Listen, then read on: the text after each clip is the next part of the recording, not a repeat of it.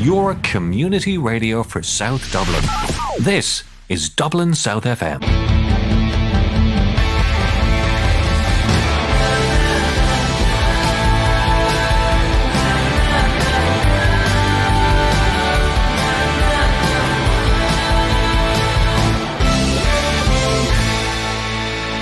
Welcome to Business Eye on this Friday afternoon. I would normally say a beautiful Friday afternoon, but it's raining. It's raining. And I'm feeling a little bit sad as well because my co-host, Simon, is not here with me today. Oh, yes, we hear Danny, our engineer, was a little in the background there as well. He's off in Donegal somewhere with his wife on a beautiful romantic weekend. But hey, life goes on, the show goes on. We've some great guests today on Business Eye. And the first guest today is Maureen from Soft Skills. How are you today? I'm good. Thanks, Joe. Delighted to be here. Yes, it's. I have seen some of your videos up on LinkedIn. I have seen them on Twitter. I have seen them on I think on Facebook as well. Mm-hmm. And it's all about presentations, isn't it? Presentation skills, communication skills, but particularly presentation skills, yeah. So I'm putting a lot of videos out there just to show people what I can do and help hopefully give them some tips and techniques as to how they can just show small little tweaks that they can make maybe to presentation skills in any type of situation. Well, I love them. You're doing a little short videos. It's 12 tips. You're putting them out each day as well. Mm-hmm. And what I love about it is they're so natural. You know, the way they come across, and I'm even watching them, and I've watched them a few times and going, aha, I've had a ha-ha moment, I've had that ha moment. And we could get you in here to do a couple of workshops with some of the guys in here as well. Name the date, yeah? Name the date, yes. Now, Danny, come in here now. John. So, you're a school teacher by trade, we could say. Yes. Yeah. So, a school teacher, why did suddenly this, from teaching primary or secondary? Secondary. Then I can understand what's left. So from secondary, you kind of went, okay, I'm going to take some time off and I'm going to use, is it passion or love for teaching or for helping people express themselves and go into the corporate world? Mm-hmm. Where was that? How did that happen? Well, I suppose the teaching side is something that I've always wanted to do. From the time I was a child, all I ever wanted to do was teach, and I loved it. And I still love teaching. And 2 years ago when my youngest son started off into college, and then the house, that was the empty nest at home. And I suppose that was one thing that made me start thinking about what do I want to do. And a couple of people very close to me had passed away recently, and I was just questioning different things about life. And part of it was, do I want to teach for the rest of my life? And another big question was, is there anything else I can do? Yeah. Am I able to do anything else? So I decided that I would apply for a career break, and I really didn't know at the time what I was going to do at that stage. Went to a career coach, and the advice was, well, teaching seems to be what you're good at. Why don't you do that? And I'm like, okay, well, how can I use those skills? So I decided that I would go into training and did the professional practice cert last year in training and development. And then it was like, well, okay, now I can train. What will I train? But I've been a member of Toastmasters for the past 9 years. So they're skills that I have. And then it just seemed a natural fit. So that's... So it was kind of going, okay, I need to express myself a little more. There is time. I don't want to wake up when I'm 90 and go, oh my God, I haven't experienced other things in life. Mm-hmm. And I love it there what you said that, you wanted to do, you realise your vocation, let's call it, is a trainer, a teacher. But then when was it the ha-ha moment? You went, you know what? I've been in Toastmasters for 9 years and I'm going to marry these two together. Was there an excitement when that realisation hit you? I suppose it sort of evolved into that, because when I was first doing the training course, and I thought, okay, I'll do general soft skills. That's where the name Soft Skills Success came from for the business. And then, because I had no business background, no business experience, went to my first chamber meeting, Kildare Chamber, and, the advice I was given was, you need to narrow down, you need to find a niche. So rather than trying to find a niche market at that stage, I said, right, I'll find a niche service. And that's why I focused on the presentation and communication skills. And I thought that was yeah, I suppose it was the easiest, most natural way for me to go. Do you think being, getting into sort of the natural way and, presentation skills that you kind of I have to be really good at this myself all the time. Like even sitting here talking to me, do you kind of go, oh, I can't mess up or whatever because this I hadn't thought it until you just said it there now.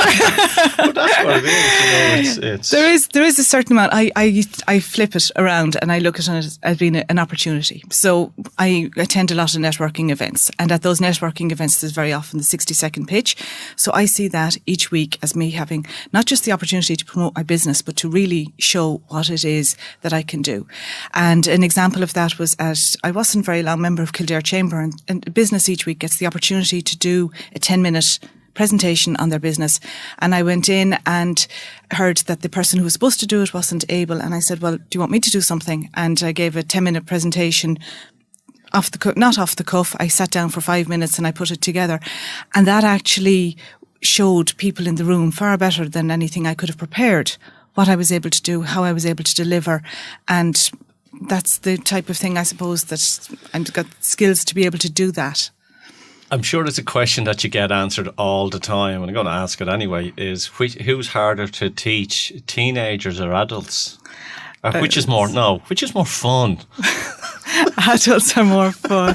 I was delivering a networking masterclass yesterday for the National Women's and Enterprise Day in the Curragh in Kildare, and I loved every second of it. It was a 45-minute workshop. Time was running over, so I had to cut it back. I cut it back to about 35 minutes, and I was just loving every second of it because the ladies that were there were literally on the edge of their seat listening to what I'm saying. You try teaching teenage boys Irish and French, you don't quite get the same level of attention. No, they're not hanging on every word. Oh my God! Listen to teacher.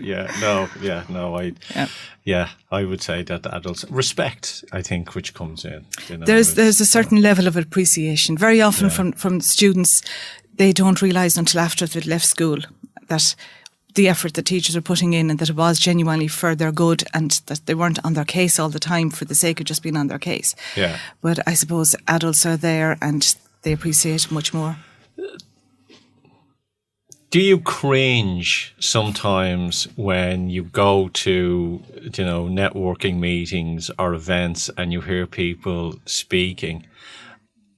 Or are you always judging when someone is speaking out, I could have done that better, they could have done that. Do you know what I'm trying to get at? I know what you're saying. Yeah. It's not the cringing, definitely not the cringing and not the judging, but sometimes you just think just a little tweak would just make a difference there. And sometimes that can be in sitting down, having a one-to-one with someone afterwards. I might just give a little suggestion and that is enough to sort of change. Is it ever a case then of the suggestion that you'd ever said to someone, no, not for you? It's stage is not for you. Have you ever, it's being honest with someone, isn't it really? Have you, no, not for you. No. I think you can tailor the way that the presentation is given depending on the person that's there.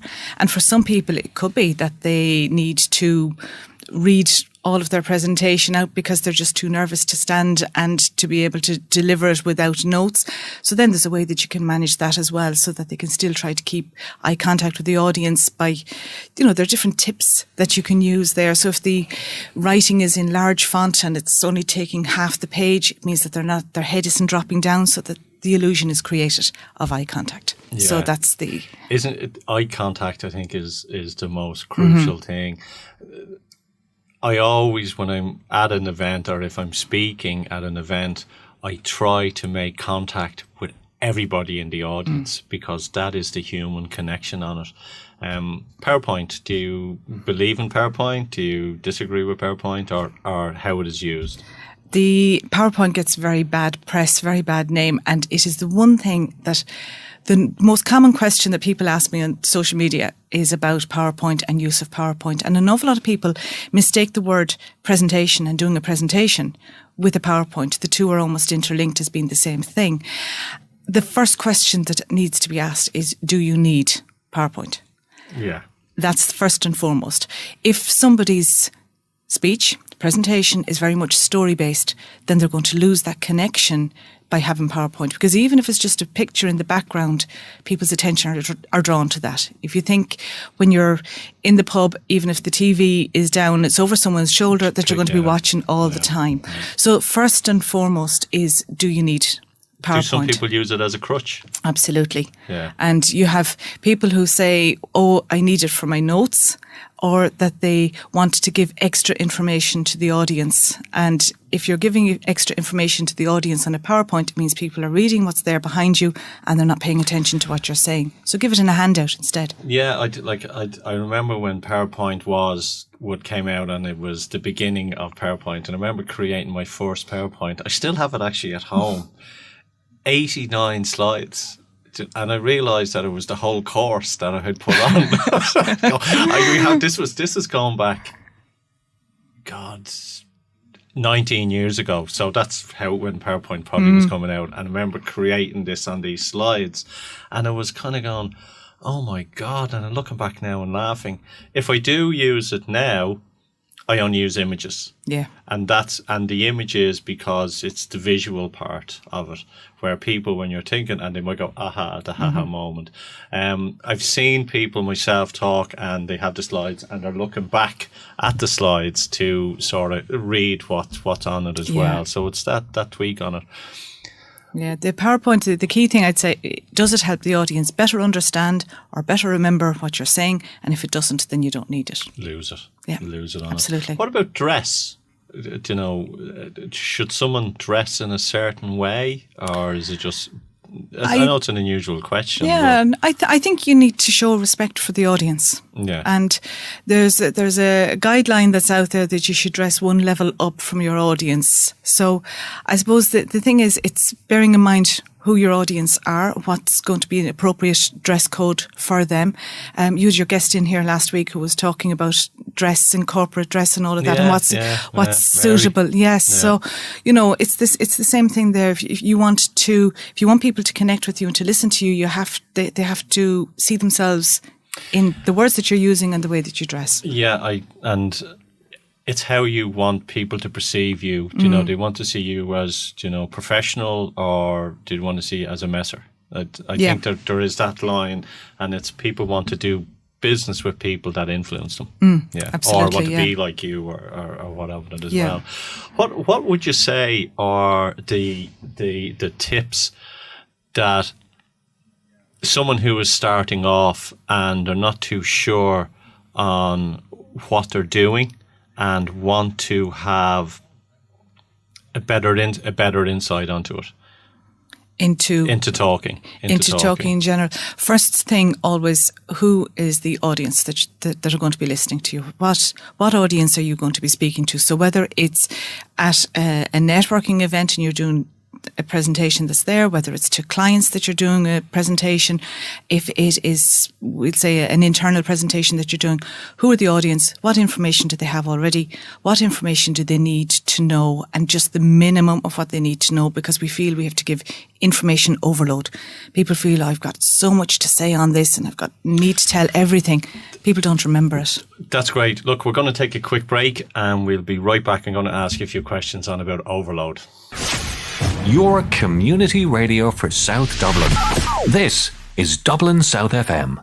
Hello folks, welcome back. We're talking about presentation skills, and I have a list of questions here that's buzzing through my mind, because I always want to be the best of the best as what I can be. And I want to find out, what are the do's and don'ts that people need to know or should do as well. And we were talking that before the break.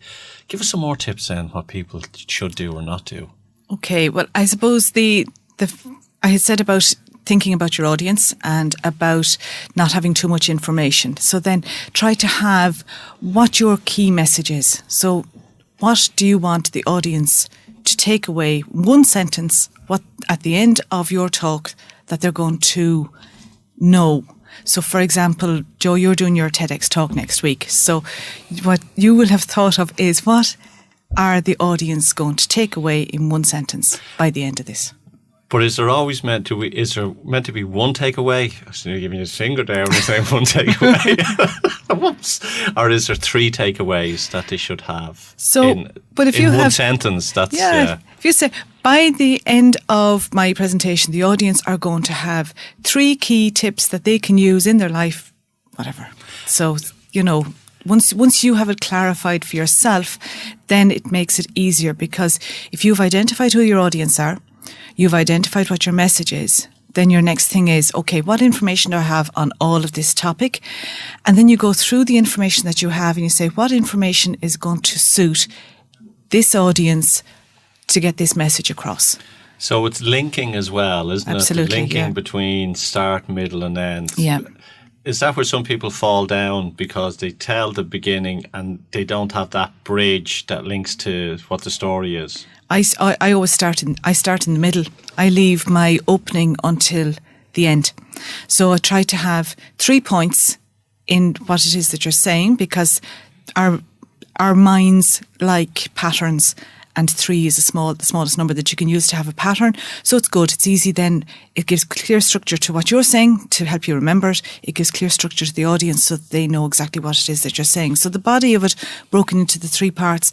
And when that's done, then I would build the opening around that and then the closing. Overload. Yeah. Some people try and give too much information in a short period of time. Mm-hmm. Is that another issue that people kind of go, okay, you have 15 points here, only give 3 because you could make 15 different speeches Absolutely. in that on it. Yeah. If you think about it, have you ever been into a restaurant and you've got pages and pages of a menu and you just cannot choose what Good it is point, what you want to eat? It's the same thing. Yeah. Yeah. That reminds me, do you ever, where you're on holidays and there's a strip of all restaurants and you look at the first 2 and then you walk down the whole strip and everyone argues about where you are and then you end up going back to the first one. Yeah. That's Every night. Every night. and it's like when I go to an Indian restaurant, I'll look at, as you said, I look at everything, but I always order lamb rogan Josh. Yes, yeah. But at the same time, there's all of this information and it's almost like too much choice, and it's like, I just can't decide. So then you go for the familiar. So it's the do's and don'ts. It's the overloading. It's the links as well between each part of your presentation. Mm-hmm. Clear speech as well, is that very important? It is, and part of the clear speech is going to be not speaking too quickly. And particularly when we're nervous, we tend to speak very, very fast. So it's as part of the practice, and the practice aloud. This would be a big thing that I would say, because something could read really, really well. You've a speech written out on paper and it reads very well, but it's very difficult and awkward to say because it's a different type of language that you're using. So when it is a speech that you're delivering, then it's going to be short sentences, it's going to be simpler words and clear ideas, and that you're practicing that aloud so that you know what it sounds like and you know where you can pause, where you can maybe put in extra emphasis on words and so on to vary tone. Yeah, so it's the tonality as well, it's which is quite important. What about moving across the stage? Is yes or no? I've seen, and I am a bit of a pacer myself because I'm connecting with the audience, but can you overdo it as well? Yeah, because it can be very distracting. If somebody is pacing back and forth, it can be very distracting. So it's just a matter of thinking things through. When you're making your main point or any important point, stand in the centre so that everybody has a very clear view of you. If it's a case that you are using PowerPoint and you want to make a very important point, and you don't want them distracted at all, blank out the PowerPoint. You can press B on the laptop to do that if there isn't a blank on the clicker. So that means full attention is on you. And it creates a bit of variety as well, because the audience are like, what's gone wrong with the PowerPoint? And they're focused on you. But something always goes wrong with the PowerPoint. I've never been to a presentation ever that if there's different speakers that everything runs smoothly with the PowerPoint. Something always goes wrong. And that's why your key thing, your notes aren't on the PowerPoint. Yeah. So the PowerPoint is there as 89 as the extra piece. And when you're practicing, practice without the PowerPoint as well, so that you're not depending on what's coming up as your trigger for what you want to say. Yeah, it's all these little key features that make it a great speech.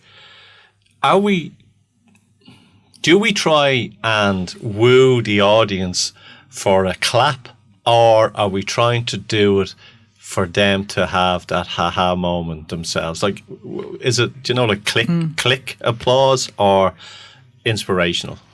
Think back to what I said about what's the key message that you want the audience to take away at the end. And if you're focusing on that, it means that you're focusing on the audience for the right reasons, and it's not about getting the clap or getting, you know, all of the praise afterwards. It's they're going to get this message. I'm going to deliver that to the best of my ability. Yeah. The one thing that I find is if you're why you need to practice it is because as you're talking, that thought can pop into your head and go, oh my God, that's a great idea. And you say it, but you have nothing to back it up at the end and you get thrown, where those thoughts that come in, you have to push them out and focus on your message all the time on it. It depends on the type of situation and the type of, you know, sometimes you might have a loose idea, a loose plan of where you're going with the talk that you're going to be delivering. And sometimes it's a much more structured type of situation. So if it's structured, I would keep to the structure unless you're very confident that you're going to be able to work it in and weave it in naturally to what it is you're saying, rather than going off on a tangent and leaving people wondering, what was that all about? Harder for a long hour speech or a 5-minute speech? Oh, 5 minutes, no doubt. No doubt. You know, yesterday I was planning for 45 minutes, but I had enough leeway in it to say, right, I can chop this out if need be. It was part of the interactive part of it. But you've got much more flexibility. You can go do your little side tracks a little bit. There were examples that I thought of yesterday on the spot that I was able to bring in because it wasn't a formal speech. Whereas 5 minutes, you really have to be very exact. Yeah, you have to, yeah, because that's what's happening with myself with the TEDx that I think it's about 5 to 8 minutes. So it's really learning to condense it's something down. You know, we can talk about something for 10 minutes, or we can try and get that down into 1 minute so we can tell people the rest of the story. So that's what I'm finding very, very interesting as well on it. Yeah. So what's the future? What is the future for yourself? Where does the, you know, where do you see it all going? I have no idea because this time last year I didn't even think I was going to be setting up a business. Yeah. So it's actually very difficult to know and to see, but at the moment I am absolutely loving what it is that I'm doing. I'm loving working with people, whether it's one-to-one or in workshops or in larger situations, in-house situations. So I'm loving that. I'm loving the challenge of it, and we'll see where it takes me. Passion, totally driven. Yeah, totally. Yeah. No, you know that it's wonderful to be able to be doing what you're doing and just think, yeah, I'm really loving this. What fear holds you? What fear holds me? In this whole process? I'm just trying to think of that now. I can't think of any fear, which is not sort of saying I'm fearless, but nothing springs to mind at the moment. I have pushed myself further since leaving teaching than I ever thought possible. So the more you push yourself, the more you realise, do you know what, I can do this? And if I don't and it doesn't work out, so what? I tried. It's like we were speaking there before we came on air about, you know, sales, marketing and business and how people to grow. And I've learned myself over the years that it's all about self-confidence. It's all about self-belief. It's all about self-worth. And I think there's a stage, like I read somewhere that the biggest fear that people have in life is standing on stage and talking to people. I'm blessed in a way. I never had that. Neighbours of mine used to look in through the window when I was a kid and used to be dancing in the kitchen with a sweeping brush, you know, and singing. I know I'm a rubbish singer, but I like entertaining, you know. But I was shocked at the biggest fear people have is public speaking.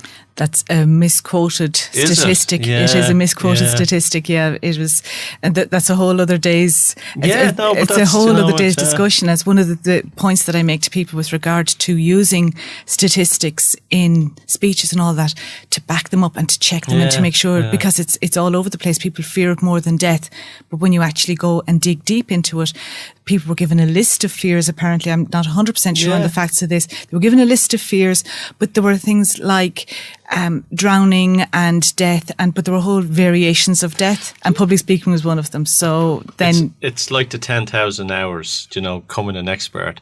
That theory is based on, I think it was violinists or piano people playing the piano, but all these people were ahead of their game already, and then they got them to spend 10,000 hours, which then brought them to the next level.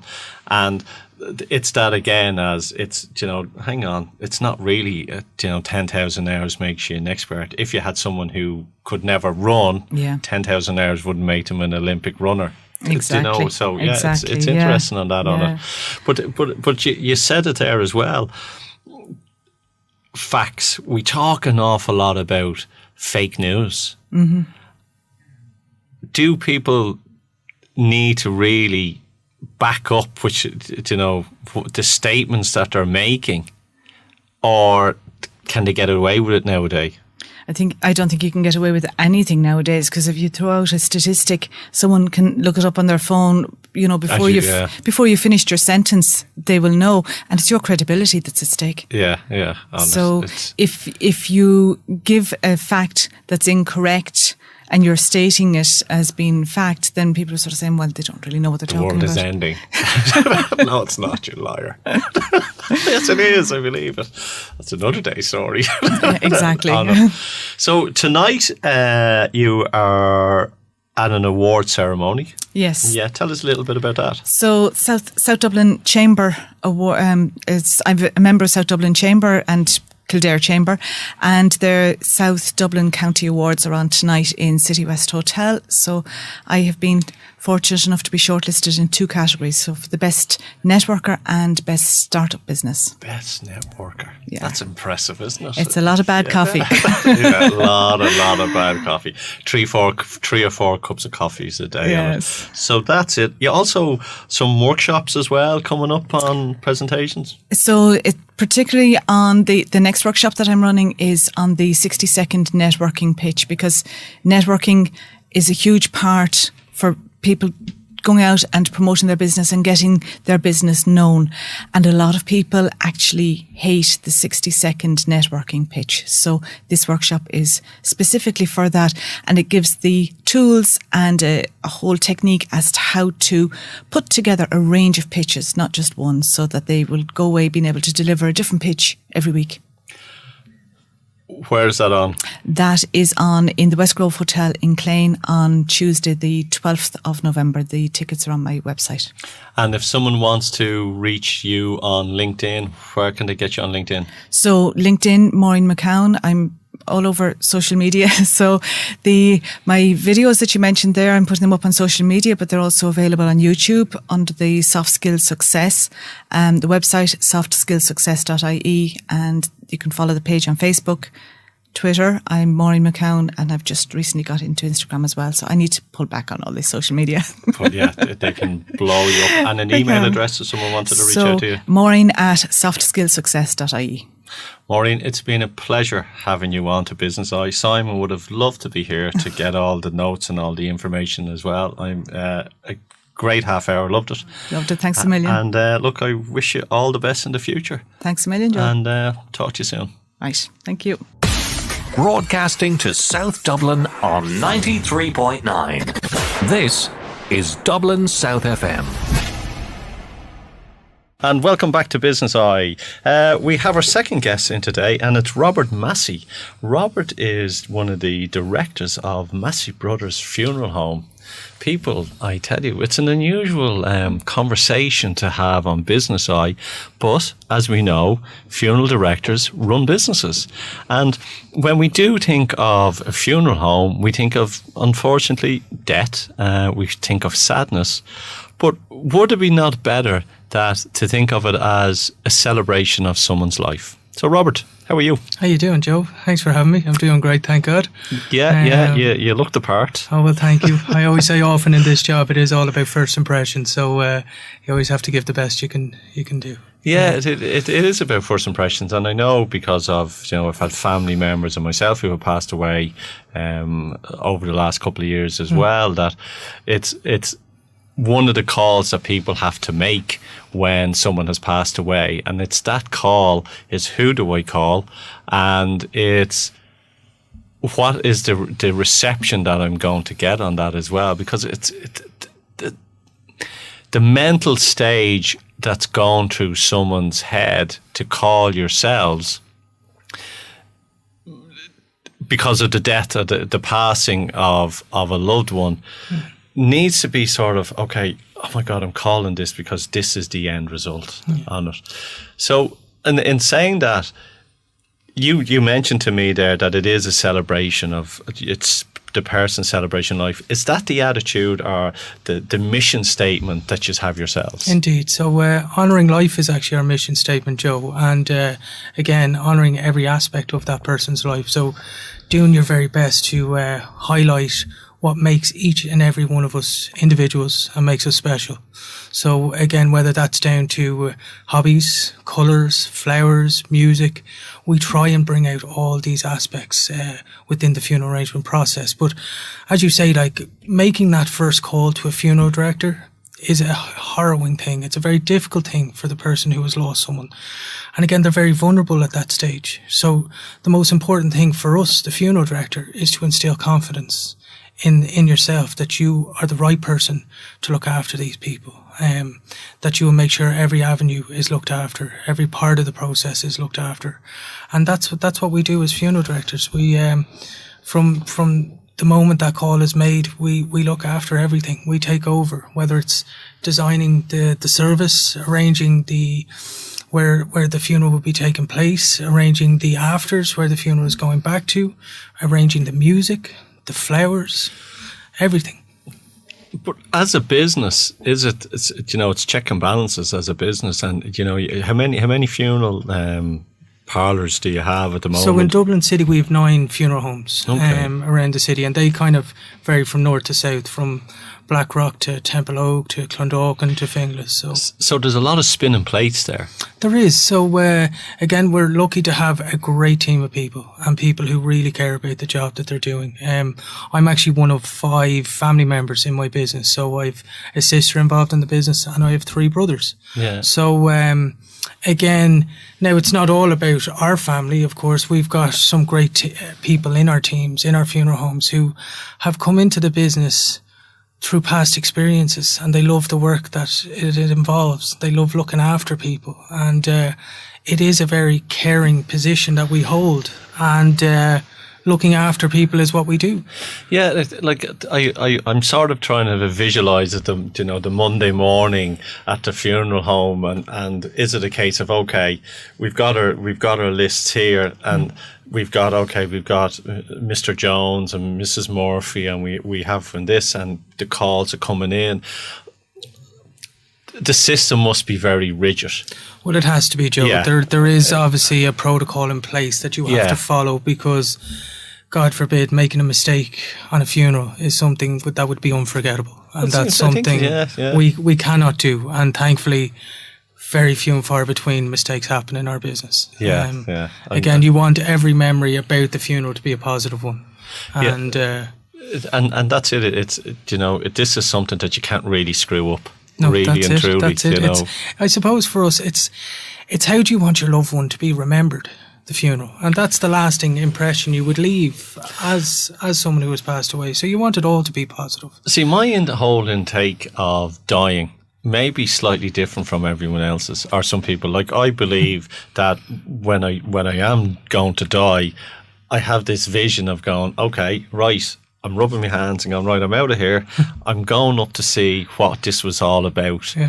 That's I honestly believe that for me, it's not the end. It's only moving on to somewhere else. And the people that are behind are the ones that will feel the sadness because of my loss. And again, they mightn't feel my loss. Depends who's out there. I'm sure Danny, they will, our engineer, Joe. mightn't feel sure any they loss will, if Joe. I'm gone. but it's okay, and I'm gone, and my energy has changed, and I'm up and going, okay, brilliant. And I can look back down and go, ha ha, that's what it is all about. And it's a sadness. So it is really, when someone passes, I don't really get that sadness. I get that sadness of the loss, that I've lost them.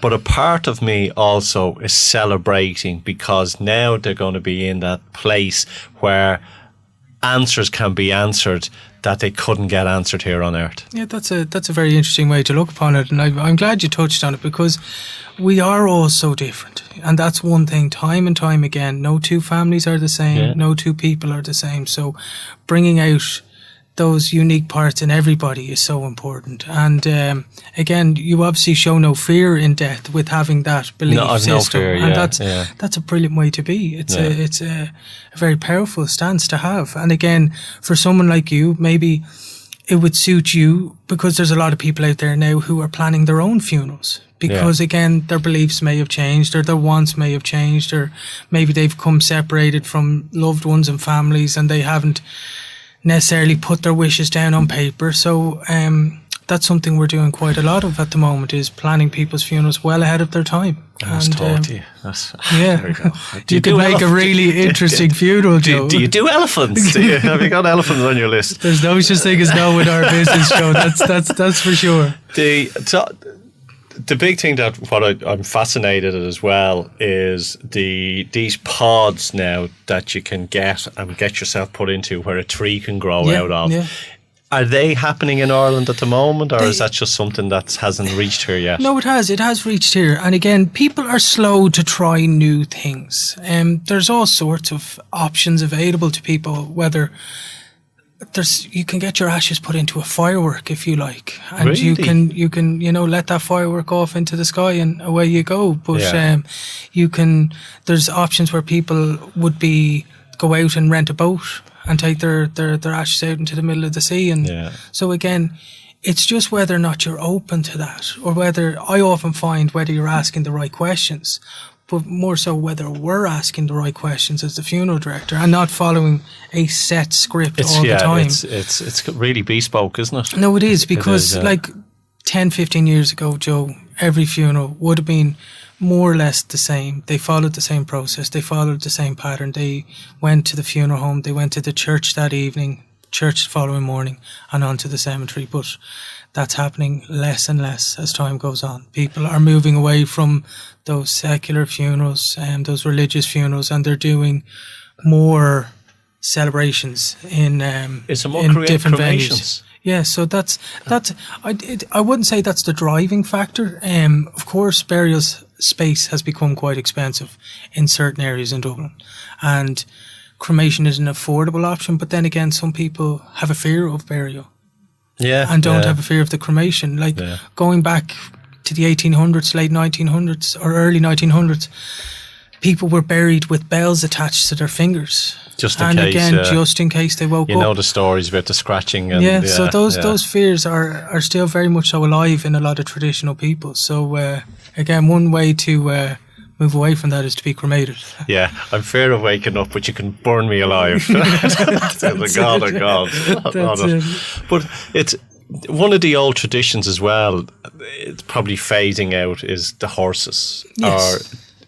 Is there still? We still have horses. So again, and it's not as popular as it was even 10 years ago, and they are more of a traditional.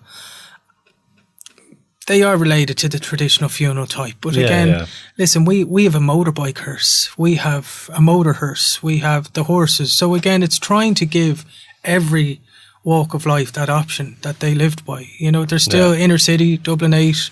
We have a couple of branches around that way, and the horses are still very popular. You see them around Guinness's, you see them around Stephen's Green. And it's like, I know even wakes, are more... popular down the country than they are in Dublin as well. So and I think everything is evolving. Well, I think people are evolving, people are changing, and I'd like to see, people are looking at death in a different way, and hopefully, a lot of people look at death the way I look at death, because it's a better way to have it than that gripping of sadness. But say with the person that has passed away and the loved one that has been left behind, and I know of from people that have gone to bereavement counselling and they haven't got much from it. Okay. They felt that it was missing and it was lacking something. And is it something that is evolving, or is it something that you offer as well as part of your service, is that bereavement counselling that help those people get on and live their lives? Well, I think as an Irish culture, we're quite proud people, we're quite private people, so a lot of people like to grieve in their own way. But yes, I do think it's very important. We have 2 counsellors who work for a company, and again, in the event that people want someone to talk to, we would suggest these people. Again, it can be quite a emotional experience, so it's very important to us that we're putting the right people in front of them. But each to their own. Everyone is different, and again, what might suit me might not suit you. So I would always just encourage people to talk to people after the bereavement. Ask for help. Don't be scared of asking for help. Yeah, talk is the biggest issue, isn't it? It is, and I do think, and I do think just culturally we're strong people, and we don't feel that that's something that would be welcomed. But statistics, is it a fact or fiction that someone who passes away, their partners, a lot die within that first year of them passing away? Fact, fiction? No, it can happen. Yeah, it all depends on mental state, though. It all depends on how you view that. It's the and mental state. Again, I've known people who sadly maybe they might have been married to their wife 50 years. The wife passes away, and you can see these people deteriorate then after, because they relied so much on each other. They would see it as a long life is it's a happy, loving relationship, and they're the people that live the longest. Yeah. It is, yeah. Like my mother-in-law sadly passed away just nearly 3 years ago, and the impact it's had on Jimmy, my father-in-law, it's amazing the love that they had, but he's very clear on and that he will see her again, but he feels honouring her every day and going to see her every day, that's part of his process. And it's about caring, isn't it? For yourselves as a business, it's about really caring on it. No, that's it. Look, if people want to find out more about the counselling that you have, or to find out about the services that you've offered, where can they reach out to you? All the information is on our website, so www.masseybros.com. And again, I'd be happy to answer any questions. My email address is robert@masseybros.com. And Robert, you're on LinkedIn as well? I am on LinkedIn, yeah. That's where we connected. That's it, indeed, Joe. And God, I'd even, my own mobile number is, again, it's all over the internet, so people can reach out to my phone and just ask the questions. And again, it's always, to me, it's important that maybe we do have the conversation first. So I would know maybe who is the right person for them. But Anam Cara is a great group of bereavement counsellors. They, in my opinion, they deal a lot with kind of child deaths and stuff like that. It's very important. Robert, we're going to wrap it up there. Thank you very much for coming on to Business Eye. It's as I say, it's a business worth investigating, as they say. Thank you very much. Take care. Thanks for having us. Your community radio for South Dublin.